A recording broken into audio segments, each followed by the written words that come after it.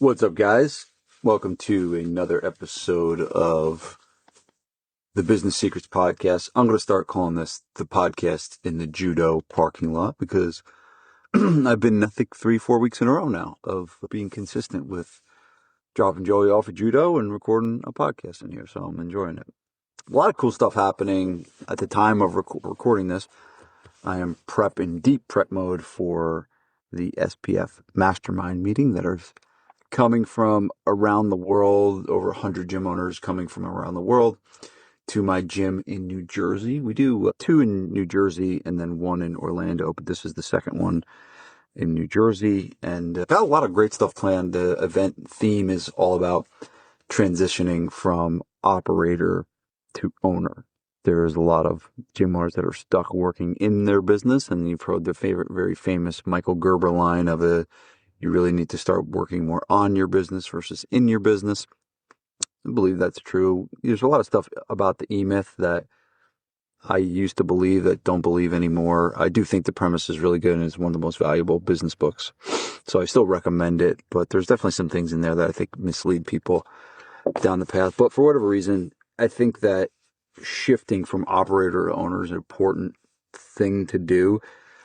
Because if you never do, you're always going to kind of be chained to the gym. And you started the gym and you took on all the risk and all the pressure and all the stress to have something in return. And yeah, money is good.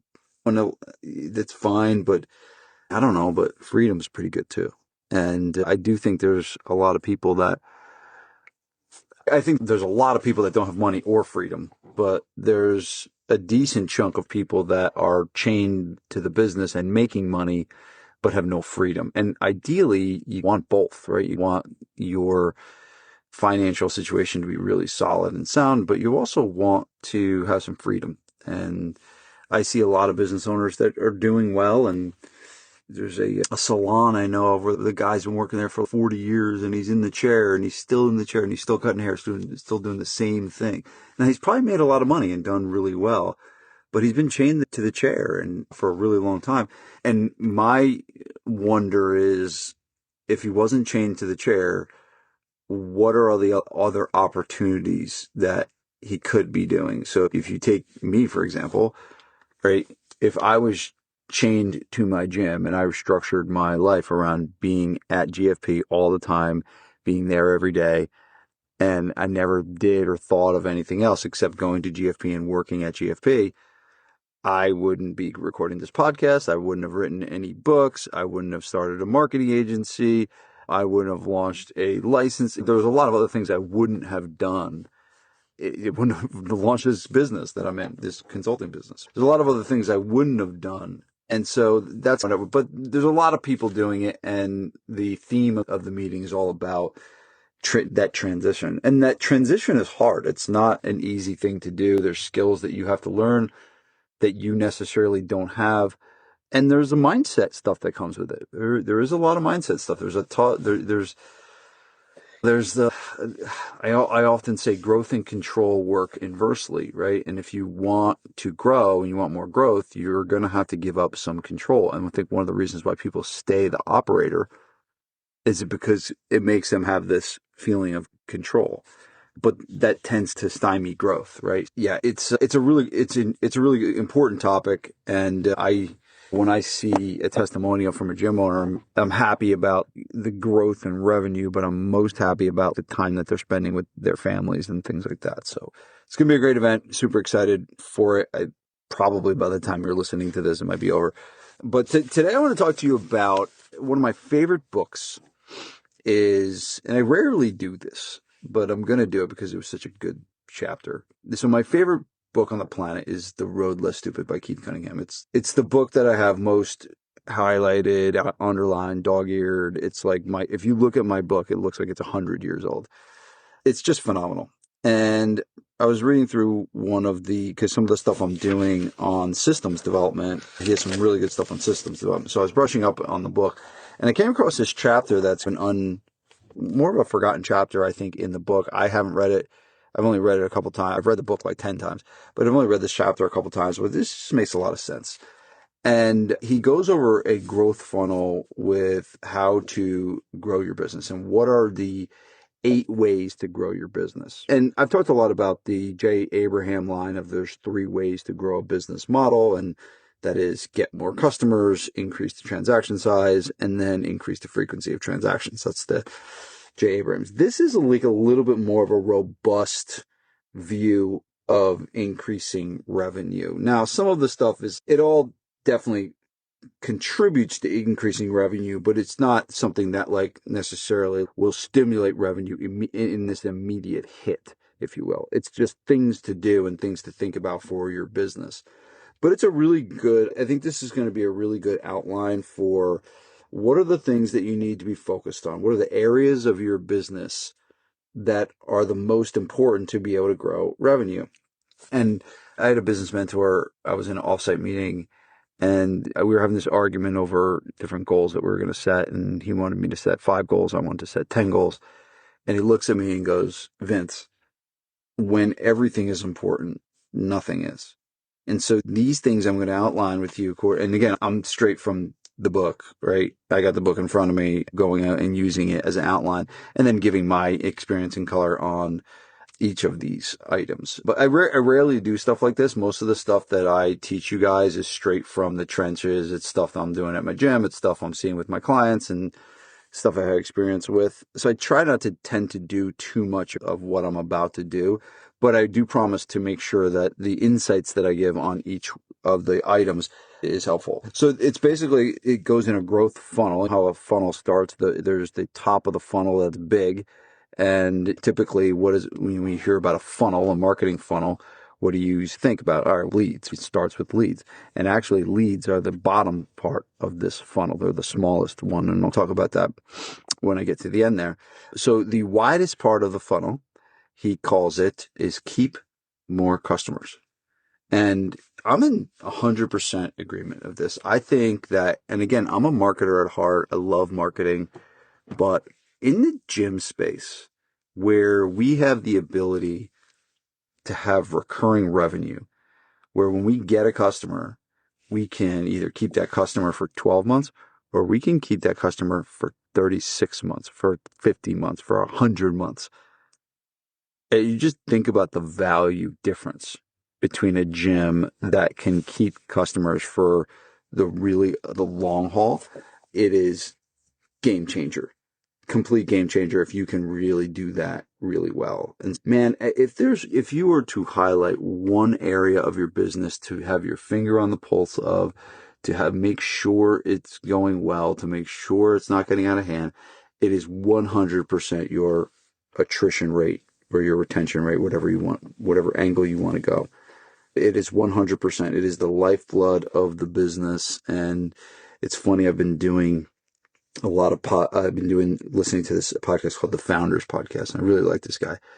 And they were talking about all the different big time CEOs, like the guy from Walmart and the guy from Home Depot.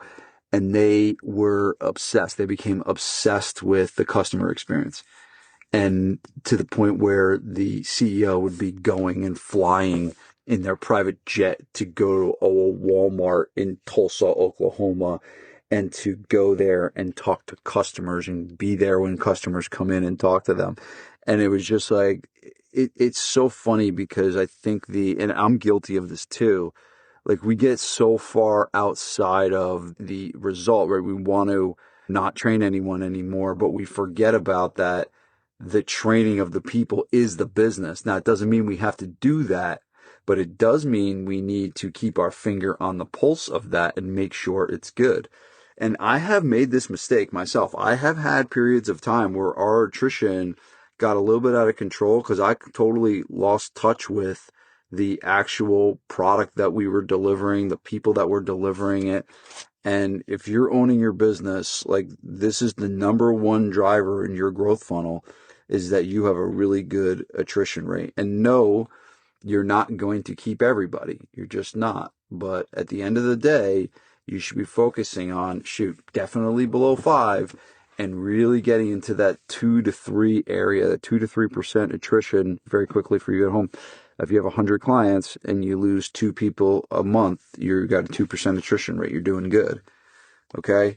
But if you're creeping up to be 5 and 6 and 7%, like that is a business that's going to struggle because most people do not have the marketing talent nor the budget to be able to outpace a really bad attrition rate. And so you've got to understand that. You got to know that this is such a key piece to your business. You cannot lose sight of it. Do not become a marketer.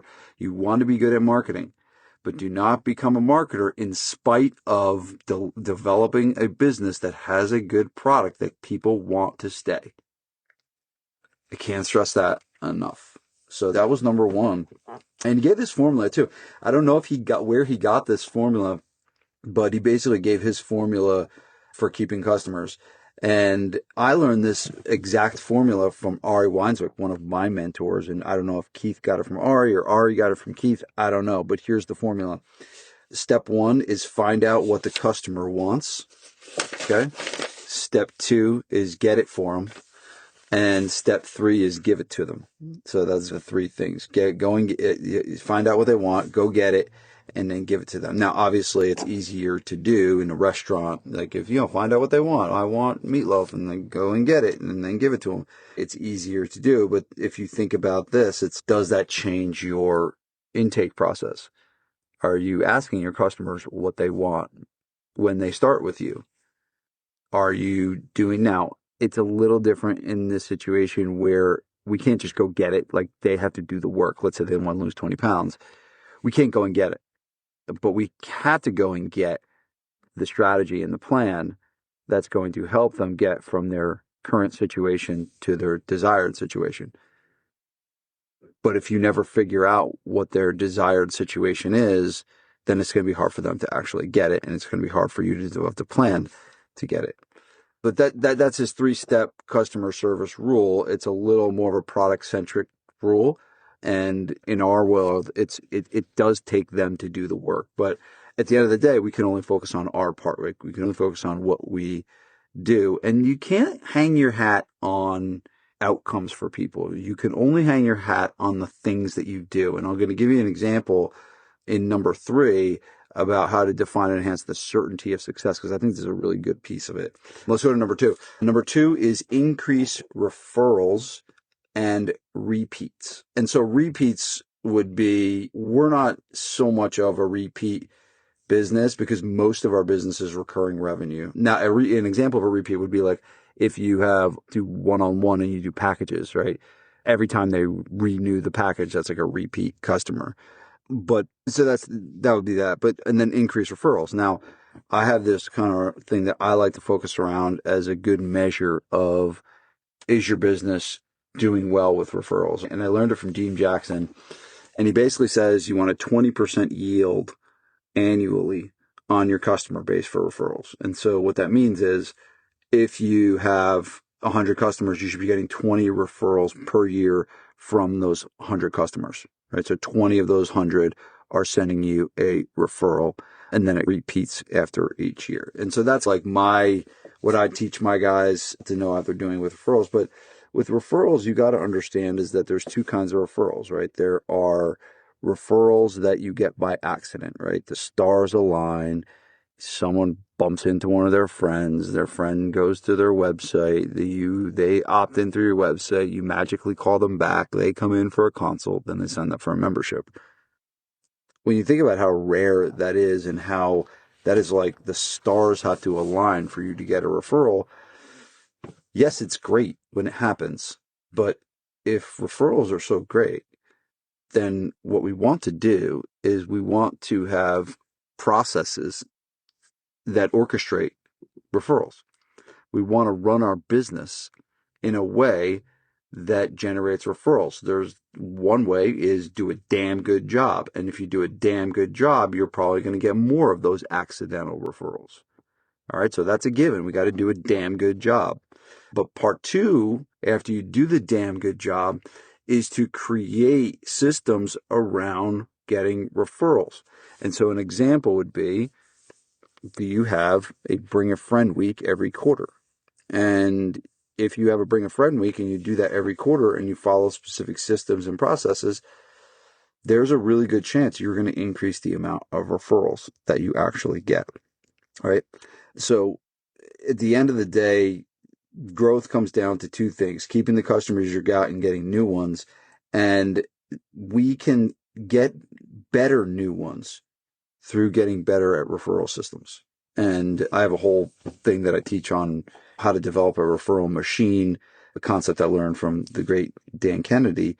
But a question that he actually adds in the book, I think this is a great question. I've used this before. I've read this question in this book, but I've heard this question definitely other places. And the question is, how would you run your business if 100% of your future growth was by referral and repeat business only?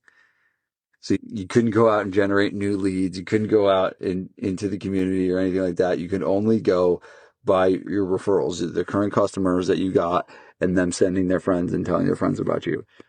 Man, what do you think you'd do differently? Would you be doubling down on the product and doubling down on the staff training and doubling down on investing and researching the best ways that they can get success and all that? It would change the game. And so it's a great exercise and a great question to sit with. So that is number 2, is increase referrals and repeat business. And number 3, and this is an interesting one, and something I don't talk about often, and it's been a really good reminder, but it's define and enhance the certainty of success. And he's talking about the certainty of success with your customers. Basically, what has to happen to give your customers certainty of success, right? And you think about it, if people come to your business and they get what they want, they're going to be raving fans. They're going to be happier customers. They're going to talk about you more. And there are ways that we can run our business that help enhance the certainty of success. I'll give you one of them. I believe that having regular checkpoints with your members is a really powerful thing to do. And so let's just say that it's not a monthly meeting, but it's like a quarterly meeting, right? And instead of like you meeting someone once and then, putting them in your system and them going, about their way, instead of that, you put up a system in place that meets with them quarterly, and you have a process around that meeting. And maybe in that meeting, you're redoing their goals, or you're redoing their nutrition program or something like that. That is an example of something that will enhance their certainty of success. If there's a regular meeting pulse, if there's regular checkpoints, if there's regular troubleshooting, if there's reevaluation of a plan, there's a really good chance that if that happens, that people are going to have more success. And then we have more success, man, there's a really good chance that if someone gets approached by a friend to go bring a friend day at another gym, and they ask your client and they're like, what are you, crazy? You crazy? I'm not going to go do another gym. Like, the gym I have is amazing. They give me exactly what I want. They have good people there. I've gotten results and all of that. So what are the things that you can do to enhance the certainty of success with your members? Now, I will say the first thing about that is defining success.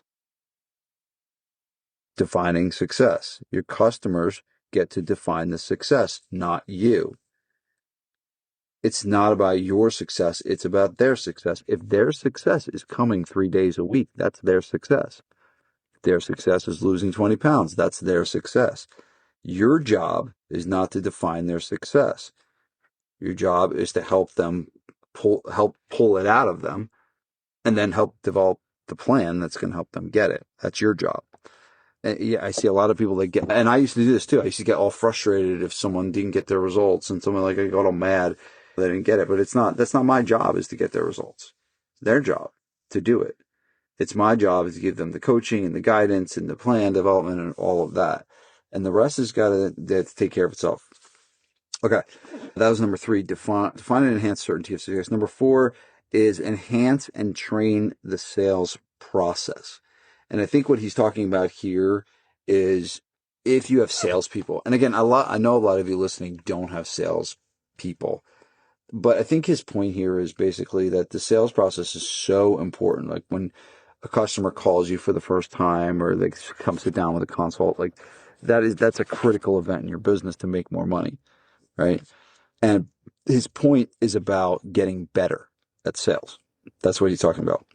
He's talking about the training that you need to do and not just the training that you do, but the training around having a system, right? The formula for how you get success. I talked about this a few podcasts ago when you have to have some semblance of a process when you go into a sales meeting. Like if you're getting on a call and trying to book an appointment, or you're sitting knee to knee in an office with them, you can't be winging it and doing something different every time. There should be a process that you follow. No, you don't need like a script to read word for word. You don't need that. You shouldn't have that. But man, should you have a series of questions that you ask people every time that you get on the phone with somebody to try and book an appointment? Absolutely. And so he's talking about enhancing that process, like getting the people that are doing the sales, that they're training to get better. And then the process that you are using, you're constantly evaluating that and finding what's working and changing and tweaking what's not working. But the biggest thing to take from this is, what are the things that you need to do to make your sales process better? And then how can you train the people, even if that's you? Like, when was the last time you, listening to this, when was the last time you took a sales training course? When was the last time you tried to get better at closing membership people into memberships? Very few people do that, right? And so it's an important part of the business. So it's something you should work to get good at. Number 5 is the increased conversion percentage. So now we're staying on the sales piece of it. And this is about the conversion percentages. And I really look at 2 percentages for your conversions, right? The first conversion percentage is your conversion from lead to consultation or free trial or whatever you want to do. Basically that first hit that they get. And then the second conversion is their conversion from the consultation to a new member, right? Or the free trial to a new member. That's 2 conversions. And typically what I see is what's good is anywhere from a 20 to 30% conversion rate on lead to consultation. I'm just going to use that term for now. And then a 70 to 80% conversion rate from consultation to new member. If you can hit those numbers, but his point is that a 5% conversion rate, if you go from 25% conversion rate to 30% conversion rate, you are going to drastically increase the amount of people that you close over time, and you're going to decrease the amount of leads, right? It's basically, it says it right here. If you're currently closing 25% of your leads, a 5% increase in your close ratio is equivalent to an increase in your leads by 20%, right? So you don't need as many leads. If you increase the conversion rates in your sales process, you need less leads. It's like free leads. You're going to make more money with less leads. It's amazing. Right. And so you got to look at these conversions. The first thing you need to do is be measuring this. And I typically will measure this on about a monthly basis, right? I don't think you need to do this weekly, but you should be looking at the conversion percentages. And it's really simple. It's just look at it like this. Like, all right, how many leads did I get? 100 in the month. I'm recording this in November. Just look back to October. How many leads did you get? All right, I got 100 leads. How many people sat in your consult room? 20, or you had a 20% conversion rate, right? That's basically what happened, right? Or you had 20 consultations, right? How many of those became new members? 10 of them, all right? So you had a 50% conversion rate, right? And so you got to look at these conversion rates from a monthly basis, and then you got to kind of see what is good. You use my numbers that I gave you before, and if you're on track there, great, keep going. But if you're well behind, that's an area for you to pick that up, right? You want to pick up that part of your business. So if you're at a 10% conversion rate right now from lead to consult, you got to pick it up. You got to get that 10, get it to 20. And now you need to either train the person, you need to increase the training on the process that you're using, whatever you need to do. That's the area of your business that needs to be improved. Okay, that's number 5. Number 6 is increase the transaction size. And this is a big one that Jay Abraham talks about, increase the size of the transaction. Now, I have talked about this to you guys ad nauseum, but the number one way to increase the transaction size is to alter the price, right?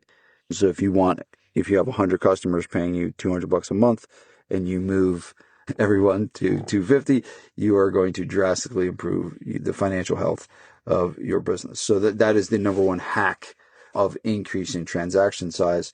Another way to do it is to think about, is there a higher priced option that you could create? So if your highest package right now is $500 a month, do you have something that you could sell for $1,500 a month, right? So just a larger package or something like that. So that's the sixth one, is increase the transactions. I talked so much about this from a price standpoint with you guys. I'm not going to go beat this up. Plus, this podcast is already getting pretty long. But that was number 6, is increase the size of the transactions. And you're going to do that most likely by enhancing the price. Number 7 is increase the frequency of transactions, right? And so this is going to be about taking your current customers and selling them more stuff. So here's where and I'm never going to say I disagree with Keith Cunningham because he's a genius and I'm an idiot compared to him. But I do believe that this is only for businesses that have a certain number of customers, right? And so if you're going to focus on increasing the frequency by selling your customers more things, and you only have 20 members, only a certain percentage of members are going to buy other stuff, right? It's not a good use of your time to try and get 3 people to buy supplements. So I do believe this is right. Like, I have gyms that have 500 members, and it's all of a sudden they just added supplements, or they added other programs, or they added other things. They would massively increase the revenue. And that's one of the beauties of having a lot of people, right? The tough part about having a lot of people is the churn rate's high. Not the rate high, but the number that you're losing. So if you have 1,000 members and you have a 5% attrition rate, that's a crap ton of people that you're losing every month, right? So you got to take the good with the bad. But this is about increasing the frequency, getting your customers to buy more stuff, right? And if you're already getting them on a monthly membership, they're paying that monthly membership, there's a really good chance and likelihood that if you put out other things for them to buy, if you had stretching services, if you had massage, if you had supplements, if you had nutrition coaching type things, there's a good chance that they're going to buy that stuff. So that's number 7, is increasing the frequency of buying.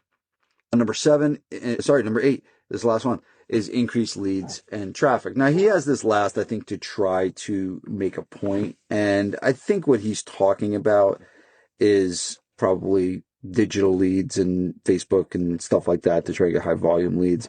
He's probably not talking about building relationships in the community, which I think you could almost put that like joint ventures and stuff like that, where you're making relationships with people in your community. You could probably put that into number 2, where increasing referrals in there. So I think he's talking about choice. And this is important, right? You want to have a good website. You want to have leads while you sleep, as I talked about in a podcast when I did with GR and stuff like that. But his point here, and why he put it last, is he wants you to optimize before you maximize. That's the line that he uses right here. And shoot, if we're spending all of our time on driving more traffic and getting more leads, and we're losing everyone out the back because we have a shitty retention system, or we put crappy trainers on the floor, all that increase of leads and traffic is going to do nothing. And so I think that's his point of putting it last, is to really make sure that you're doing the important things first. All right. And so that's, I guess, why he's doing it. So that's it. I get it. I tried to do it in under 30 minutes. I'm a little over right now, but yeah, that was, I don't know. I just love that chapter. The chapter is called Prioritizing Growth Strategies. And the book is The Road Less Stupid. It's my favorite business book on the planet. Again, I've read it a million times. And it's just some really good stuff in there. And I was happy to do this one of not only just reading you what he said, but also putting my experience and connecting that with it. I thought that was, hopefully it was helpful for you guys. So I'm going to go in and watch Joey do some judo now. And hopefully that if you're a gym owner and you're listening to this and you want to get the inside scoop and get some of this stuff on a regular basis by coming to some of the SPF Mastermind meetings, definitely shoot me an email, reach out to me, vince@gabrielfitness.com. And I really appreciate you listening. This is ranked the #1 fitness business podcast in the world. Until a next one comes out, we are #1, and I'm going to keep saying it. And that's only because good people like you keep listening and taking action on the stuff that we're teaching here. So appreciate it. Again, even though we're #1, it always is very helpful if you subscribe. So if you could follow the show, sorry, not subscribe, that's YouTube, right? If you could follow the show and then leave us a comment. It's pathetic. The last comment, or not review, we got for this podcast was like a year ago by a guy named Plyo Freak. And so I keep seeing Plyo Freak all the time. Just come on, give us a review for the podcast so I can get Plyo Freak out of there. But thank you, Plyo Freak, if you're a listener. I appreciate it.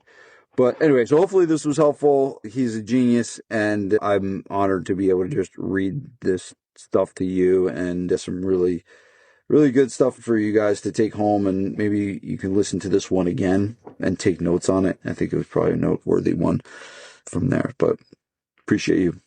Talk to you later.